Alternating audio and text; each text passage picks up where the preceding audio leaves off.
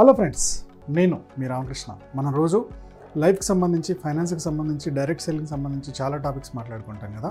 ఈరోజు మనం లైఫ్కి సంబంధించిన ఒక టాపిక్ తోటి ముందుకెళ్దాం. ఈరోజు ముఖ్యంగా లైఫ్లో కమ్యూనికేషన్ స్కిల్స్ గురించి మనం మాట్లాడుకోబోతున్నాం. ఫైనాన్స్కి సంబంధించి ఎలాంటి ఇన్ఫర్మేషన్ తెలుసుకోవాలనుకున్నా, డైరెక్ట్ సెల్లింగ్ బిజినెస్ గురించి ఎలాంటి ఇన్ఫర్మేషన్ తెలుసుకోవాలనుకున్నా, డిస్క్రిప్షన్లో మా వాట్సాప్ గ్రూప్ లింక్ ఇస్తున్నాను. అందులో లాగిన్ అయిపోయి మీకు కావాల్సిన ఇన్ఫర్మేషన్ మాకు వాట్సాప్ చేయొచ్చు.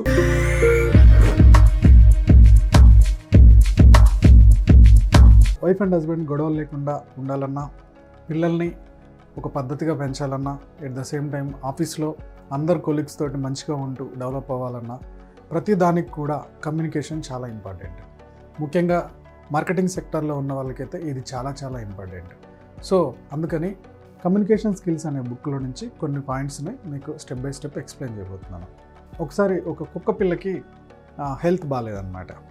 అందుకని దాని ఓనరు డాక్టర్ దగ్గరికి తీసుకెళ్ళాడు. ఆ డాక్టరు చూసి దానికి ఒక సిరప్ రాశాడనమాట.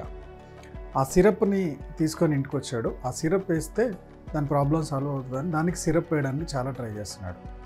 సో ఆ కుక్క ఏమో ఆ సిరప్ తాగట్లేదన్నమాట. సో దానికి 2-3 రోజులు ట్రై చేశాడు. ఆ సిరప్ స్మెల్ని దగ్గరికి తీసుకెళ్ళి దాన్ని తాగించడానికి ప్రయత్నం చేస్తున్నాడు. అదేమో తాగట్లేదు. ఇక 2-3 డేస్ తర్వాత దానికి ఇంకా హెల్త్ వీక్ అయిపోతుంది. సో అందుకని ఏం చేశాడంటే, ఇక బలవంతాన దాంతో తాగిపిద్దామని దాన్ని అనగబట్టి దాని నోట్లో పోయడానికి ట్రై చేస్తున్నాడు.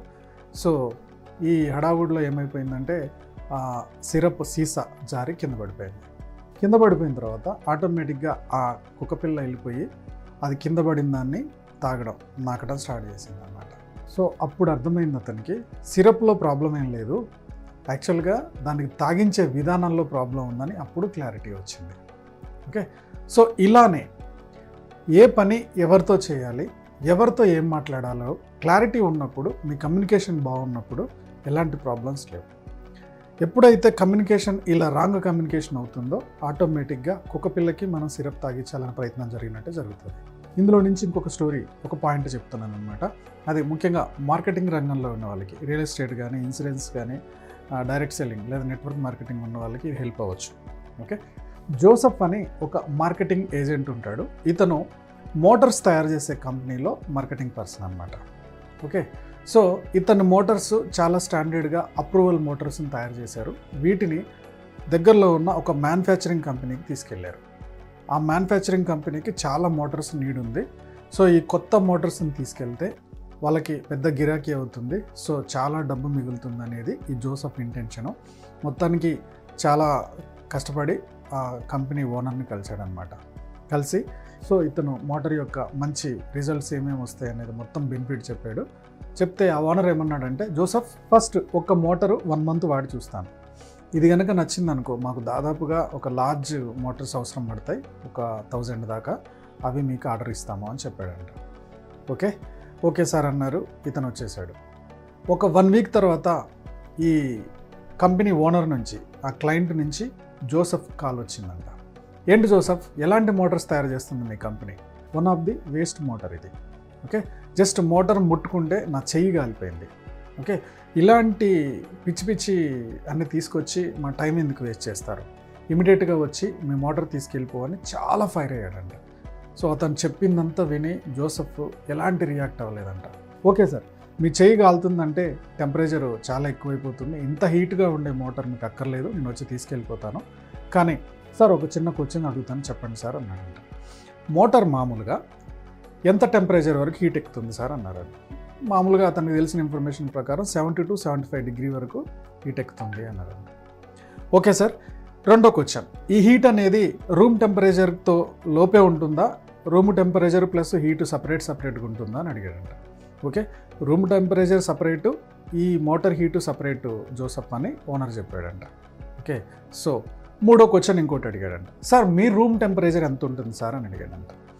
మా రూమ్ టెంపరేచర్ 70 degrees దాకా ఉంటుంది అన్నాడంట. సో థర్డ్ క్వశ్చన్ సార్, ఇప్పుడు థర్డ్ క్వశ్చన్ వచ్చేసి, మోటార్ టెంపరేచర్ మీరు ఇప్పటిదాకా గమనించిన వాటికి ప్రకారం మోటార్ టెంపరేచర్ 70 degrees ఉంటుంది, రూమ్ టెంపరేచరు 70 degrees ఉంటుంది, అంటే 150 degrees ఉంటుంది. ఓకే, సో 150 degrees ఉండడం వల్ల మీకు అది కాలుతుంది. ఓకే, సో ఇంకొక విషయం గమనించండి సార్, ఇక్కడ 150 డిగ్రీస్లో కూడా మోటార్ పనిచేస్తుందంటే అది మంచి మోటారా చెడ్డ మోటారా మీరే చెప్పండి.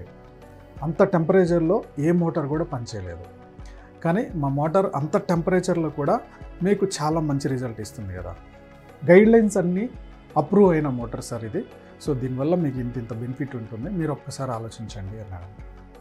అప్పుడు ఆ ఓనర్ రియలైజ్ అయ్యాడు, నిజమే రూమ్ టెంపరేచరే 70 డిగ్రీస్ ఉంటుంది, మోటార్కి మామూలుగా ఏ మోటార్ అయినా 70 డిగ్రీస్ వరకు హీట్ ఎక్కుతుంది, ఇంత హీట్లో కూడా పనిచేసే మోటారు చాలా రోజులు వస్తాయి అని చెప్పి 1 వీక్లోనే దాదాపుగా ఒక లంసమ్ ఆర్డర్స్ ఇచ్చేసారంట. ఇదే సిచ్యువేషన్ కనుక ఒకవేళ జోసఫ్ ఇంకోలో హ్యాండిల్ చేస్తే ఏమయ్యేది?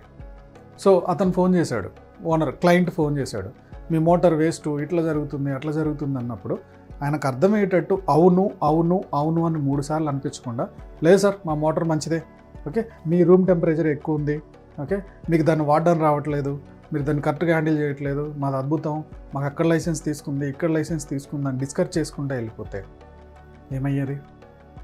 ఆర్డర్ క్యాన్సిల్ అయిపోయేది. సో మార్కెటింగ్ ఫీల్డ్లో ఉన్నప్పుడు కమ్యూనికేషన్ చేసే విధానం రావాలి. వాళ్ళతో ఆర్గ్యుమెంట్ కన్నా కూడా వాళ్ళతోటి 3 సార్లు అవును అవును అవును అనిపించాలి. ఎప్పుడైతే అవును అవును అవును అనిపిస్తామో అప్పుడు వాళ్ళకి దాని బెనిఫిట్ చెప్పినప్పుడు దానికి కూడా అవునని చెప్తారు. దీని మీద మనకు ఒక అవగాహన తెచ్చుకోవాల్సిన అవసరం ఉంది. ఎగ్జాంపుల్కి మీరు డైరెక్ట్ సెల్లింగ్లో మీరు ఒక టూత్పేస్ట్ని సప్లై చేస్తున్నారు, ఓకే. సో ఒక కస్టమర్కి టూత్పేస్ట్ ఇచ్చారు, ఈ టూత్పేస్ట్ వేసుకున్న 2 డేస్కి ఆ కస్టమర్కి పన్ను ఊడిపోయింది, ఓకే. సో మీ టూత్పేస్ట్లో నురగ కూడా రావట్లేదు, ఓకే. సో ఆ కస్టమర్ మీకు ఫోన్ చేశాడు, ఏం బాస్ ఇలాంటి టూత్పేస్ట్ ఇచ్చావు, ఓకే ఈ టూత్పేస్ట్ వల్ల నా పన్నులు ఊడిపోయాయి అని చెప్పి మీకు కాల్ చేశాడు, ఓకే.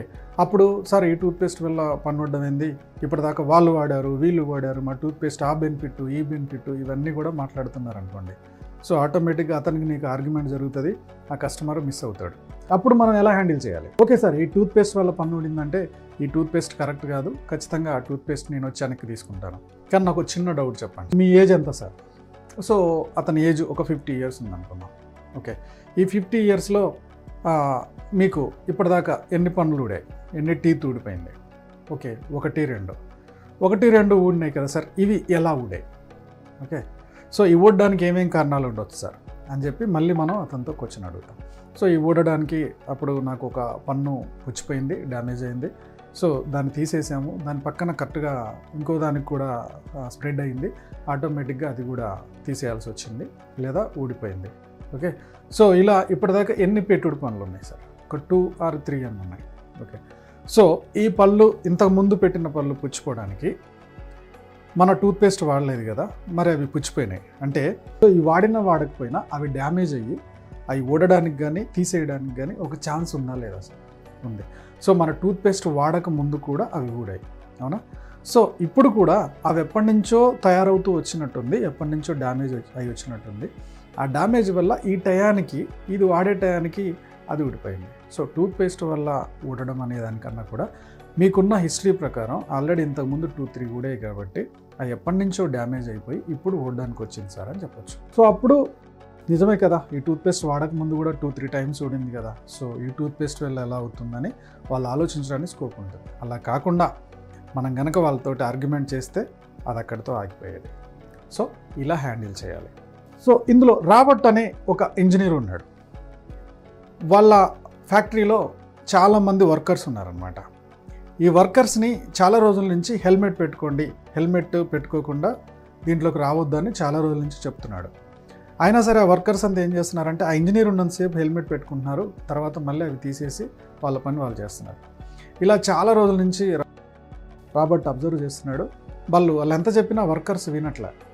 సో ఒకరోజు ఏమైందంటే రాబర్ట్ సడన్గా ఆఫీస్కి వచ్చేవారికి, ఫ్యాక్టరీకి వచ్చేవారికి అందరూ కూడా హెల్మెట్ లేకుండా పనిచేస్తున్నాడు.